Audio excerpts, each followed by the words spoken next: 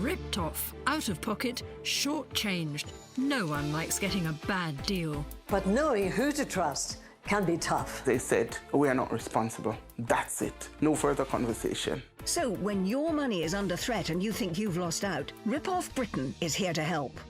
We'll be investigating the companies that you say are letting you down. The policy was completely and utterly worthless. And we're taking on the scammers who are causing heartache and misery. And at that point, I knew I've been had, and I felt sick to the stomach. So whether it's a mistake that's left you out of pocket or a blatant rip-off, we're here to help you find out what you can do about it. This is Rip-Off Britain. Hello and welcome once again to Rip-Off Britain. We're always here to help when the companies that were supposed to put you on the right track instead just let you down. Well, coming up today, the energy companies failing some of their most vulnerable customers. Now, the rules say that suppliers have to make it easy for them to manage their energy accounts. But I can speak from experience here when I say that's not always happening. And for many people, the impact can be huge. Plus, up, and grounded. The wannabe pilots left tens of thousands of pounds out of pocket and with no qualifications after 3 flight training schools collapsed. It was just instant panic and worry about what does that mean for my future, my career, and also for my parents. What does that mean for the money that they have invested into it? But it's not just pilots who are at risk. If you're looking for a new career in any field, we're going to have the very latest on how to make sure that you don't shell out for training that you simply can't trust. But first, you guys, I want you to have a look at this. Just pass it around, don't touch it. All right. And tell me what you think it is. Well, it looks like very old, very solid, mouldy bread. Good one. Not very nice. Glo? I think this looks like my rock buns that have gone badly wrong or something. It's really odd. Can't touch it at all. No, pass okay. it back. OK, It so what doesn't is look it? very edible anyway. Because you see, the whole point is this is actually a type of concrete Really? used to build houses, primarily found in Ireland and in your neck of the woods, Northern Ireland. Anyway, I will just show you. Look. Oh, gosh, look at that. Yeah, shocking, eh? Well, for thousands of people, this stuff has brought pain and heartbreak, not to mention huge costs when they discovered that their homes were built with it.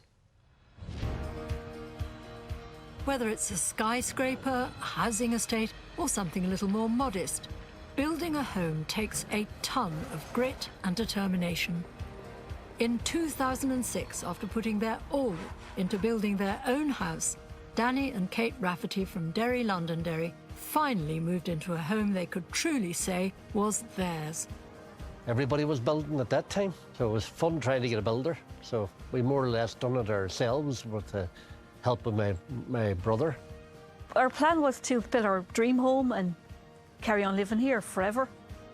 Danny sourced all the materials himself, including arguably the most important element of all, the building blocks. Knowing the house would eventually be rendered, he chose a concrete block for the external walls. And, pre-Brexit, shopping around meant a short hop across the border into the Republic of Ireland. Because we were in the EU, it was normal to buy things both sides of the border, so you went to where you could get the best price. The house was all the couple had hoped for. But in around 2009, they started to notice some problems. We just, got the house freshened up, painted on the outside and all that. But it just didn't seem to be very long before the paint started to come off again. But then Danny and Kate started to have some even more serious concerns. Then it started to get all damp looking again and peel and start to bubble around the bottom of the house. And then there was quite a few cracks appearing as well. We were thinking, oh, it's damp-proof, of course. We were getting big cracks then, and big cracks and more bubbling. Today, the problems with the house are all too evident. It's when you come around to this wall and you really start to see the paint peeling. Look, you can see the bubbles there, and look, the whole plaster's coming off the wall. And then you see a major crack coming across there over to the window. The cracks have gotten wider, and there's nothing you can do to stop it. There's so many cracks around that now, like I can count them. When Danny and Kate first discovered the problems, they had no idea that their home would be caught up in one of the biggest scandals in construction. And it was all to do with those concrete blocks, which contained unusually high concentrations of two minerals, mica and pyrite, which weakened them and made them prone to breaking down over time. News reports revealed thousands of homes built in the Republic of Ireland from where Danny had bought the blocks were also affected by the problem, and many were beyond repair.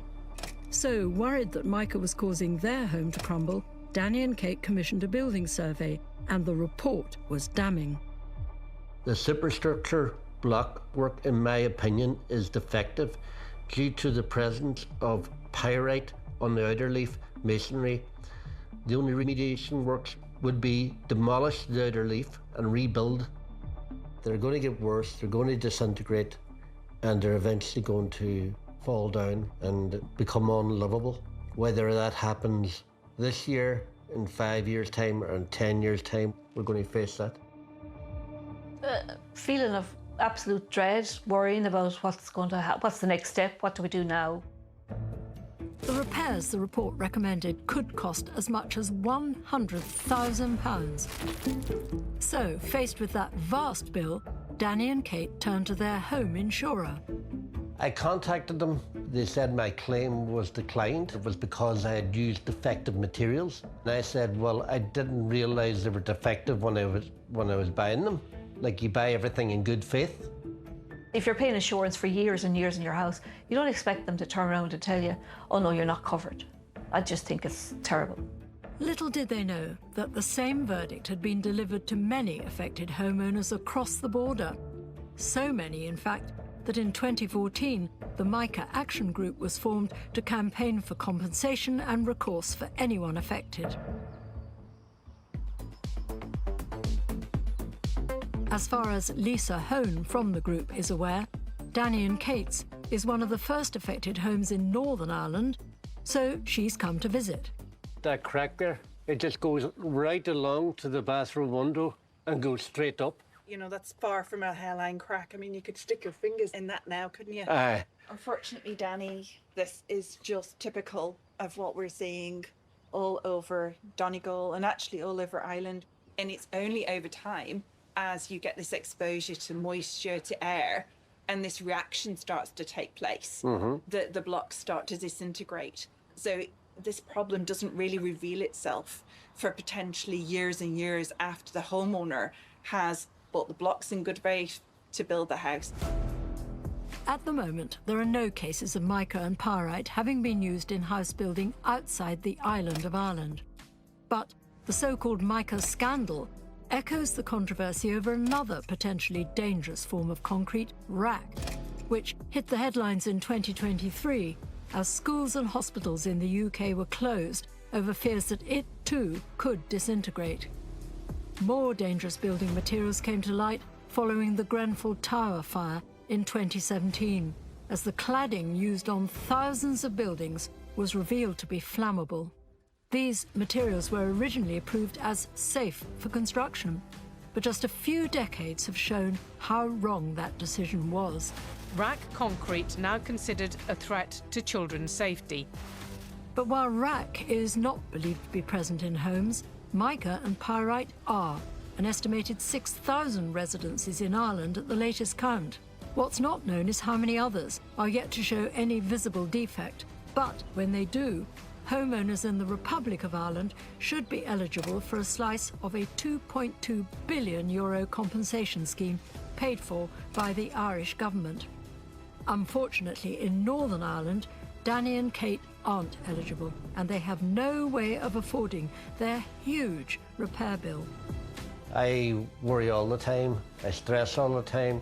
My son, who has a great heart, I says, what do you want for Christmas? And he says, not much. And I says, are you sure? And he says, no, Daddy, sure, you haven't got the money. We have to pay for the house. And that's devastating to hear a child say that. The couple's last hope is legal action in the Republic of Ireland against a concrete supplier and various public bodies. The only way we can get any compensation is through the courts in Dublin. And we were the first people in Derry, north of the border, who were accepted as part of that. In the meantime, the future of the couple's forever home hangs in the balance. I'm very upset about what's going to happen with the house. I'm thinking to myself, are we better off just taking a wrecking ball and just destroying the whole lot, just sell the plot, and then just go and start over again somewhere else?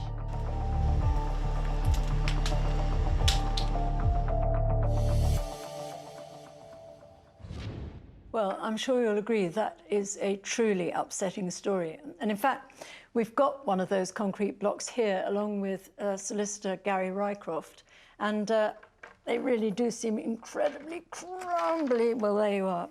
We shall be debating this in a minute, but we're also joined on the line by architect and former president of the Royal Institute of British Architects, Paul Hyatt. Paul, all this feels horribly familiar off the back of the rack scandal and the Grenfell fire cladding crisis. And to the outsider, it really does look as if the checks and balances of the industry of which you're a part in a way just aren't fit for purpose. What's your view on it all? Well, these kind of problems are far too frequent.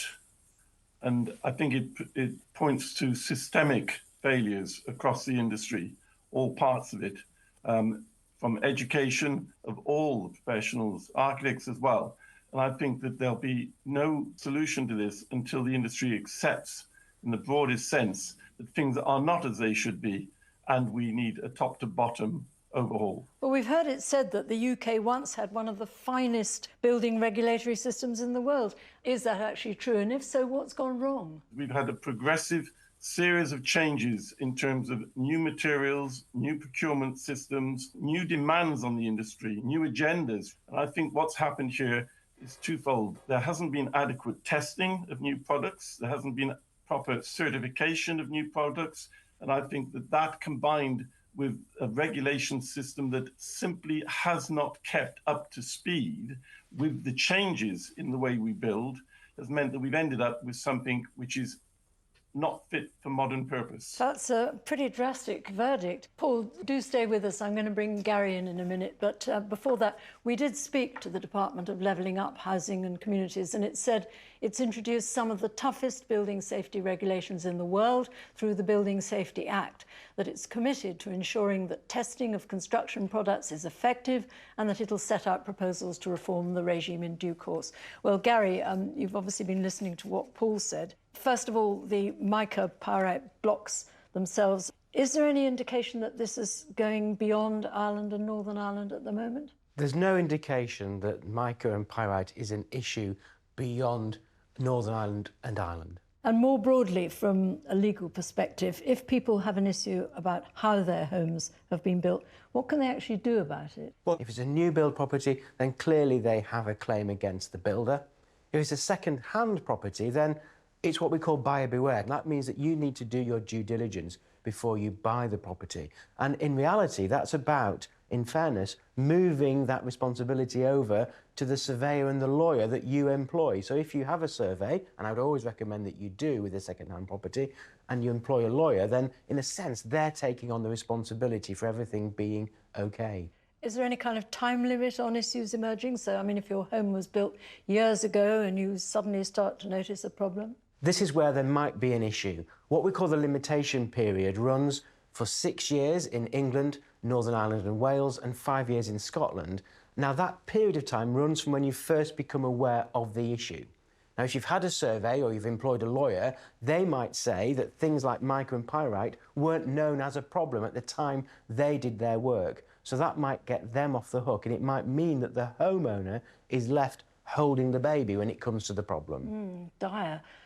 Paul, is there anything further you'd like to add to that? Well, I've no doubt that government is and has always been deeply concerned about these kind of problems. That's not in question. The building is a very complicated process. The airline industry is a good guide. People fly in what is actually very dangerous circumstances because the airline industry has such commitment to safety. We need to have the same level of commitment with buildings and the same kind of professionalism in everything that we do. Paul, Gary was nodding vigorously at everything you've just said. Thank you so much for joining the debate. And Gary, thank you as well. Thank you. Well, it's time now for our advice clinic, where we call on some of the nation's best experts to come to your aid. Now, with me in the advice clinic today, and I love this title, by the way, is personal finance mastermind Sarah Pennells. And we brought Sarah in to see if she can help Carol Fry, who's joining us from her home in Rugby. So may I just say, first of all, Carol, welcome to the programme. Hello, nice to be here. Yes, and now this is all about a Fitbit that you used to do with laps in the swimming pool. And something happened. This is way back to 2022. So what happened? Well, back in May 2022, I saw media coverage that all Fitbit Ionics were being recalled as the batteries were faulty. So I went online, as was detailed, to register and then verify the recall of my Fitbit. And then I had an email from Fitbit saying that my recall was verified. They disabled my Fitbit Ionic from syncing and would issue a refund in 3 to 6 weeks. They also offered me a discount on a new Fitbit, which I took up thinking that the refund would be with me very shortly. But no, that didn't happen.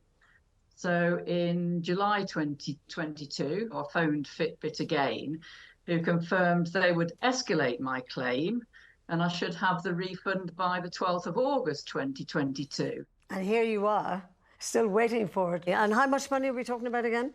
£300. £300, right. So, Sarah, how do you get a refund like this? I mean, if you're not getting your money back from a recall and you have paid for the item on credit card, then it's our old friend, Section 75 of the Consumer Credit Act, which could come to your rescue. And that's because Section 75 says that if you order something and the contract isn't fulfilled, so the company goes bust, the item's faulty, or it's not as you were expecting, then you could make a claim against the credit card company. Now, the other option if you hadn't paid by credit card is to start a small claims court claim, which you can do online. There is a fee for this.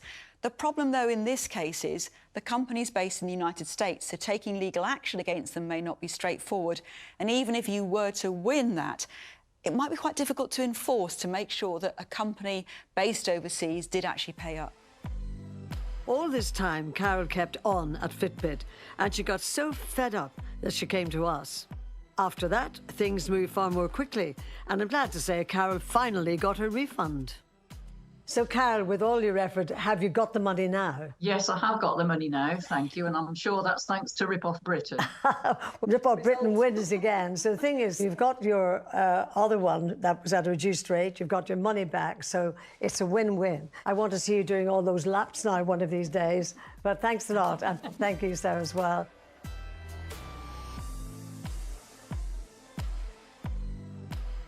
Well, if you want to bring your case to our advice clinic, then do please get in touch.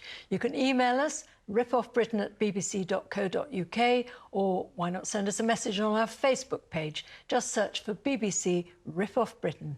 And if you prefer to write, the address here is Rip-Off Britain, BBC Media City UK, Salford, M52BH. But please, please, do not send us any original documents. They're very precious, and we simply cannot return them. And do you know, we get thousands upon thousands of emails sent to us every year, and we genuinely are very grateful because they are a real litmus test as well for which companies crop up again and again, and also, therefore, a good gauge of what's on your mind.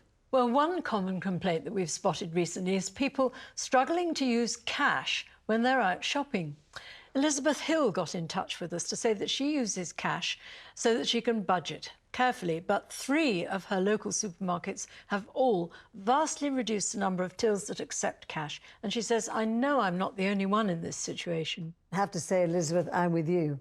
Now, Richard in Sussex has been in touch, and he told us that he keeps a purse full of cash in his car to pay for parking and does not use his mobile phone for this kind of thing. He wants to know, what is the legal situation if he parks in a car park and simply can't pay by cash?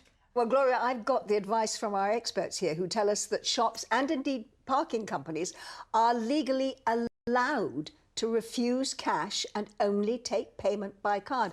Now, I think that's going to come as a surprise to an awful lot of people. It certainly did to me. But, you know, I reckon that if enough people vote with their feet, they might soon realise that they're actually alienating very valuable customers. Too true. Now to a story that's very close to my own heart. As you know, girls, I watch my bills very, very carefully, and I'm very independent in that sense. But there are times when you just need to ask for a bit of help. And my husband and I are now signed up to something called the Priority Services Register, which every energy company has to have in order to provide all sorts of support for people in various vulnerable situations. Sounds great, but does it actually work for you? Well, in my case, it just has taken a long time before it made a difference for us, and we're certainly not alone in that, I know that. But shortly I'll be finding out why one expert thinks that the whole system needs a rethink. But first of all, here's a reminder of a case that we've featured before, where being on the register really did not seem to help. In October 2022, we met former lorry driver and passionate artist Tim Cook, who comes from Nottinghamshire. That in particular, 3 weeks' work there to do that original. In a way, I find it therapeutic. Tim was in the throes of a major dispute with his energy supplier, Scottish Power. Now, when he joined the firm in 2019, he signed up to pay just under £158 a month. But before long, Scottish Power wanted to up that monthly payment. They sent us an email saying that we're not paying enough and we need to up our direct debit payment to cover the shortfall. Scottish Power based its estimates on what Tim, his wife and 2 kids were apparently using. But Tim thought it was way out, and his thoughts turned to his meter. We had a meter reading company come out to read the meter on Scottish Power's behalf, and he said, so it's a faulty meter. Tim refused to pay any more than his original agreed direct debit until Scottish Power investigated his meter. But while he waited and waited, the amount he owed got steadily bigger and bigger. And then in September 2021, Tim's attention turned to his health. I got diagnosed with bowel cancer, which just seemed to be, just another stress. He looked to a cancer charity for support, and part of the help it offered was to ensure that he was put onto Scottish Power's dedicated Priority Services Register. Every supplier has to have such a register, so that they're aware of vulnerable customers who need help with their energy. From maintaining supply in a power cut to reading meters and dealing with debt and payment problems. Tim had no idea that because he has muscular dystrophy, he actually had been eligible since he joined the company more than 2 years earlier. He now hoped that it would finally force Scottish Power to take action. But instead, the firm seemed more intent on chasing payment for the disputed bill, which now stood at more than £5,000. I opened the door and was shocked to see a bailiff stood there. We were appalled. There was absolutely nothing from Scottish Power saying that the Debt Recovery Agency was coming. So him demanding £5,000 was extremely upsetting. And what's more shocking to Tim is that the energy industry regulator, Ofgem, says that bailiffs must only be sent out to customers on the register where it's deemed fair, appropriate and proportionate, none of which Tim believes applies in his case. We've seen no difference in how Scottish Power are handling our complaint since we've been on the Priority Services Register. When we filmed with Tim, his bills had grown to more than £8,000, but his calls to Scottish Power seemed to get him absolutely nowhere. I don't go out my way to look for special treatment. I'm sort of in denial of both of my conditions and try and not acknowledge either of them. But if that is a service that Scottish Power offer, then they should do what it offers. When we got in touch with Scottish Power at the time, it wiped out Tim's bill and acknowledged faults with both the first meter and a replacement. Scottish Power then installed a 3rd new meter and apologised to Tim. After that programme, we were contacted by a number of viewers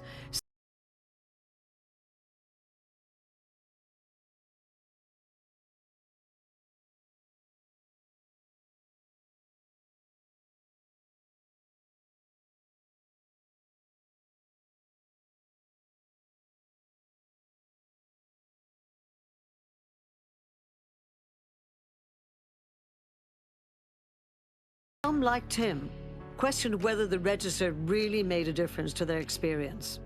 And in 2023, research for the Vulnerability Registration Service found that less than 20% of adults had actually heard of a Priority Services register. Helen Lord, who founded the service, believes the existing system needs to be replaced with a new register that would properly serve vulnerable people. And she's speaking, by the way, from personal experience.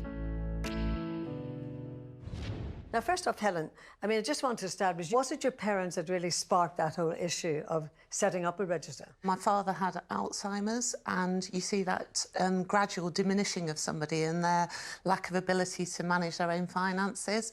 And I saw the way he struggled, and he was surrounded by people who could support him. So it really brought to light the fact that people who haven't got any support and who are really struggling might find it much harder. The whole area of vulnerability is absolutely huge. It is health related. It can also be somebody going through a difficult period in their life. It can be related to bereavement or something like a divorce or a relationship breakdown, or it can be financial. So it's a huge spectrum. Well, with this Priority Services register, how does the service work? So people of pensionable age, people with children under 5 years old, people who are having health difficulties or struggling with disability can register. They can register online or by phone, depending on how the energy company wants them to register. And they can register themselves, or somebody can actually act on their behalf. I have to say, I didn't know about that until I was involved in an issue with energy companies. So our meters, literally, you can't get to them unless you go up a ladder. And my husband's had health issues, and I don't want him to go up a ladder, and I'm certainly not going to go up that ladder to take the reading. I could not get anybody on that phone to come and actually read the meters, bring me up to speed so that I knew what I was paying was actually up to date. So how do you think people can be helped in this? I think firstly, with the Priority Services Register, it should be more proactive in terms of engaging people and encouraging people to actually sign up for it. And I don't think there should be the expectation that people actually know what to do. Actually going on the internet can be challenging, phoning up can be challenging, so getting on it in the first place needs to be made easier. And once people are on the register, it really needs a case of people reaching out and offering the help that's available to them. I think energy companies are becoming more aware of the need to make people aware of the register, but I think there's much more that needs to be done, and really a proactive campaign to tell people about it. Well, when we put Helen's points to Energy UK, which represents the energy companies, it told us that suppliers continue to work hard to raise awareness of the register in their communications with customers, and that they train frontline call centre staff to look out for signs which might just indicate those who are eligible.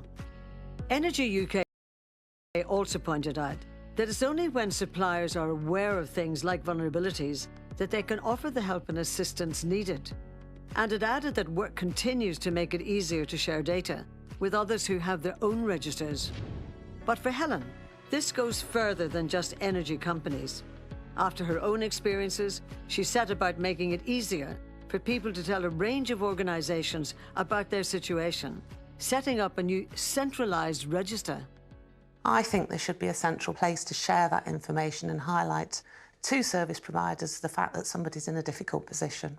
So what we've set up to do is to allow individuals to tell all their service providers about their vulnerabilities. So rather than just having different services for different sectors, to be able to tell all their service providers once.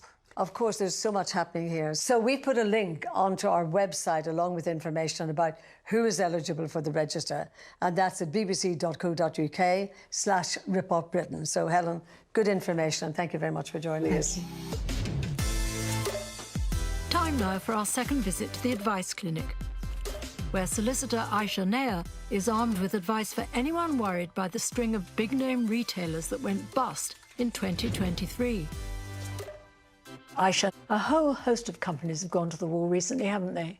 So many big retailers have gone. You've had Safestyle, Victoria Plum and Wilkinson's. And so knowing your rights is so important right now. Yeah, well, on that topic, we've received this email from Margaret Smith, who says she bought shoes from a company that went belly up. In fact, she bought 7 pairs of shoes, woman after my own heart, and returned them all as they were unsuitable. But after she'd handed them back, the company went bust. Net result, she's down over £387 and no shoes to show for it. Complicated, eh? Well, in Margaret's case, she has now just joined probably a long line of unsecured creditors. And as frustrating as it is, your rights to return and guarantees end when a company goes into administration.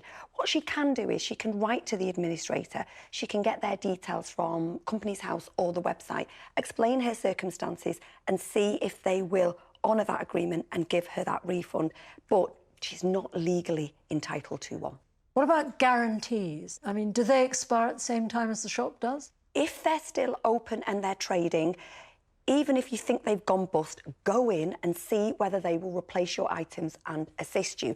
Now, in terms of warranties, they will usually be with a completely different company. You need to approach them. So regardless of the fact the company's gone into administration, they should be honoured because that's a totally different company they're with. And what about vouchers? Are they still worth anything? So in the majority of administration cases, vouchers are not honoured. You can write to the administrator and say you've got these vouchers and see whether they'll honour them, but you've got no legal rights to it. Aisha, thanks very much indeed. Thank you. Well, we picked up Margaret's case with the administrators, which told us that the new owners of the shoe company had issued vouchers to anyone returning shoes bought before they took control. So here's hoping Margaret can finally find some shoes that suit. And next, to Angela, with a much more costly tale of company collapse. Now, I'm pretty sure that the question, what do you want to do when you grow up, is something that most of us have been asked at some point in our childhood. And while many of us won't go on to be that train driver, that astronaut, that ballerina, whatever, for some, the dream career is very firmly set from a very young age. And realising it means doing all that you possibly can to get there. So imagine then those dreams being well and truly dashed and the money for your training just disappearing into thin air. I always dreamed of being a pilot. It's always like my biggest thing I've ever wanted to do. Ever since I was in school, I just love everything to do with aviation. For Zach Chiswell from Lanarkshire, this is holy ground. My parents used to take me to a local airport and I used to watch planes take off. When you're a kid, you think it's magic and it's just never left me, that feeling. And he was determined to make his dream a reality. When I left school, I went straight to learning to fly, because I thought I'm not going to waste any more time. I'm going to go straight at it and get my licence. But Zach hasn't been at an airfield like this for months because his pilot training, his gateway to a career, has been grounded. It's a far cry from how it all began back in 2018, when Zach carefully chose a flight school called Tayside Aviation. Tayside Aviation had been going for 50 years when I joined. It had a great reputation, well known through the industry. I had no doubts. It was my dream, so I always wanted to achieve it, so they were going to help me get there. But realising that dream came with a high price tag of £52,000 in course fees to Tayside Aviation. My parents paid for my course over a period of time. It was savings that they had set aside for later life, but they decided to help me to get through my career. Training packages and exam fees added even more to the cost. By April 2023, Zach had paid more than £47,000 to Tayside Aviation, but was still a long way off being able to qualify when disaster struck. I just happened to be reading through the local news and saw that Tayside Aviation had entered administration. There was no pre-warning given to any students. Unable to bring in enough new business, the flight school had gone bust, owing hundreds of thousands of pounds to its creditors, including dozens of students who had paid their upfront fees in good faith. It was just instant panic and worry about what does that mean for my future, my career, and also for my parents. What does that mean for the money that they have invested into it? Since then, Zach has not had one single hour of training and has no idea how to get his career prepared for takeoff once again. For it to be taken away from no fault of my own, through the fault of someone else's bad business decisions, is just, it's heartbreaking, because how do I fill that void? Zach's flight school ran on a business model that's also used for some HGV and beauty training courses, paying up front for qualifications that might be months or even years in the making. It's fine if business is booming, but can be a real problem for students if providers go out of business. Tayside Aviation was one of 3 flight schools to go bust in 2023, and it's believed that in total they owed around £4 million to students, with some out of pocket to the tune of £80,000. Leading voices in the aviation industry have written to the government calling for the upfront payment model to be outlawed. Nick Dunn, who runs a chain of flight schools, says the change is long overdue. This is just history repeating itself. 10 years ago, we had a couple of cases of organisations ceasing trading. They closed the doors and had hundreds of thousands of pounds of student money. This time, it's millions of pounds, not hundreds of thousands of pounds. We need to learn lessons from this so it doesn't happen again. Nick says that the dream to become a pilot can lead families to go to extraordinary lengths to fund their loved one's dream. And that can make those with limited funds vulnerable to companies that aren't financially stable. So I often sit with families who are putting their house up for sale, remortgaging their house. It can be grandparents. It can be the fact that they're working 3 and 4 jobs to get the funding for this. As far as Nick is concerned, the safe and fairest way for anyone to pay for flight training is bit by bit, a model that's now being adopted by an increasing number of flight schools. For the dozens of Tayside Aviation students, any industry-wide change will come too late, and they're unlikely to see their money ever again. Zach had paid the firm more than £47,000, but because he'd paid so much up front, he reckons it's still going to cost another £40,000 to complete his training.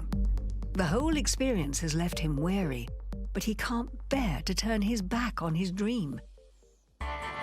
So today, we've arranged for him to get back in the air. When you're ready, go for it. Okay. I'll call it when it gets there. Semi-degree rotate. A bit more right, rudder pressing up. Try and maintain that centre line. Remember the wind's coming from the right.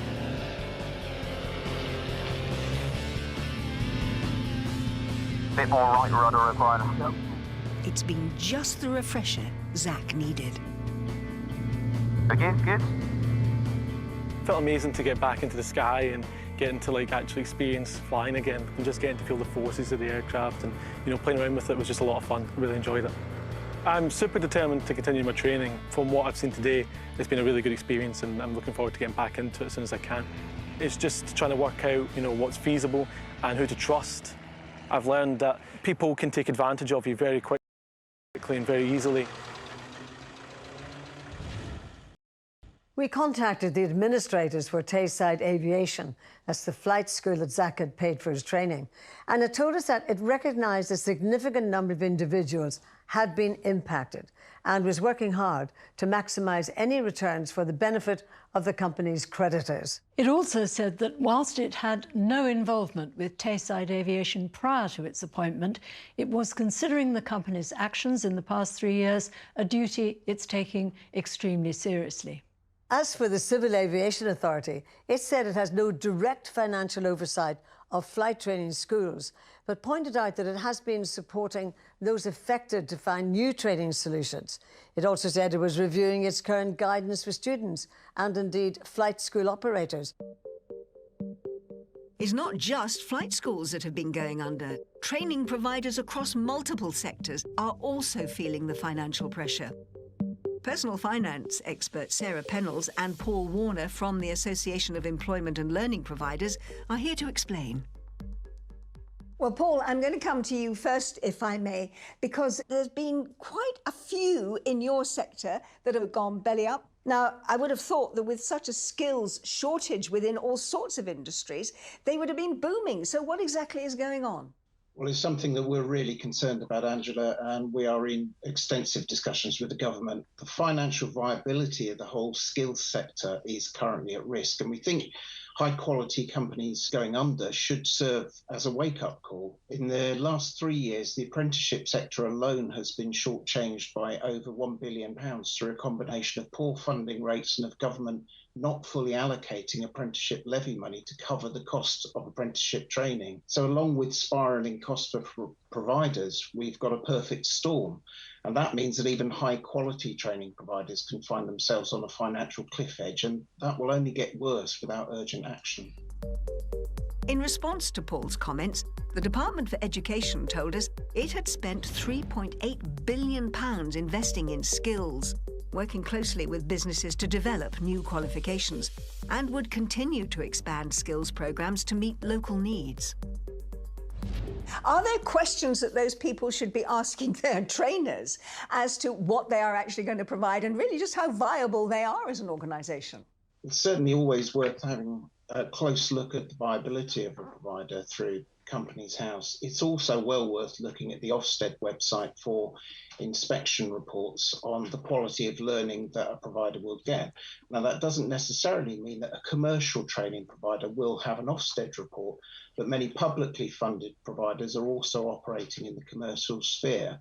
So you'll get a pretty good idea of their resilience, the quality of the learning that you've received by starting to do that sort of diligence through the Ofsted site. And if a company does go out of business or stops training for whatever reason, where does that leave those young apprentices? Where can they go to pick up their training so that they don't lose all the skills that they've already received? Well, inevitably, it is more difficult if it's a purely commercial training provider and you have paid for it yourself. The content of the training may also not necessarily transfer to other similar courses that you might want to do instead. So you should always pay close attention to the content of the course you're signing up for and examine how closely it really aligns with what employers say they need. Now, on publicly funded courses, generally the Education and Skills Funding Agency will help to find a new provider so that you can continue your studies with a minimum of disruption. Thank you very much indeed, Paul. I'm going to come to Sarah Pennells, who's with me in the studio. Zach, of course, was training there with a private provider. And if you're someone who has lost all of your money in a situation like that, what can you do to get it back, if anything? Well, the bad news is that if a company does go bust and you've paid this money up front, then you become what's called an unsecured creditor, and that sadly means that you're quite a way down in the queue when it comes to refunds. So you may get back, say, a few pence in the pound for money you've paid. You may not get back anything at all. Is there any way of protecting what you've paid and perhaps getting your money back from a different way? Yeah, I mean, there are a couple of different options. First of all, if you pay either the deposit or the full course fee by credit card, the credit card company is equally liable if the provider goes bust before you receive the service. The other option, though, is to do pay-as-you-go. So you pay in stages and only pay for the training that you've received. Yeah, and presumably the other way to go is to find a free training course. Where would you find them? Well, there are lots of free training courses. The place to start is the gov.uk website. It has a full list. There's everything, whether you want to retrain for a new career or just upskill, anything from catering and hospitality through to finance.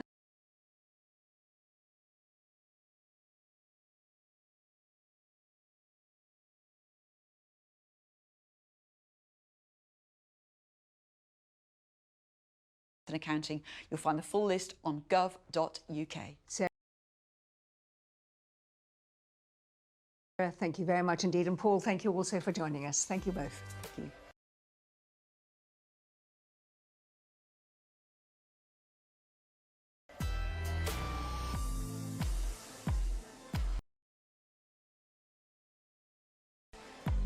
You know what? I've always fancied training as a saxophone player. I know. So if there's a very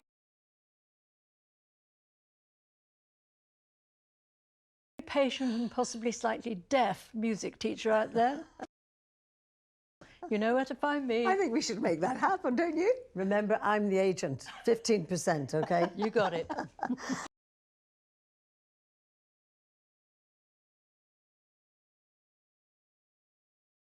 And on that note, I'm afraid, did you see that?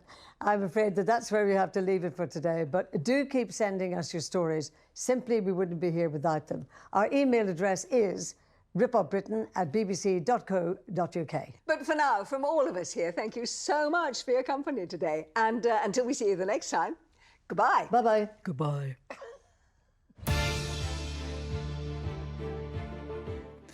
Well, from India's most fashionable city, meet the glamorous super rich of Mumbai. A new series, Streets of Gold, is available now. Press red for BBC iPlayer.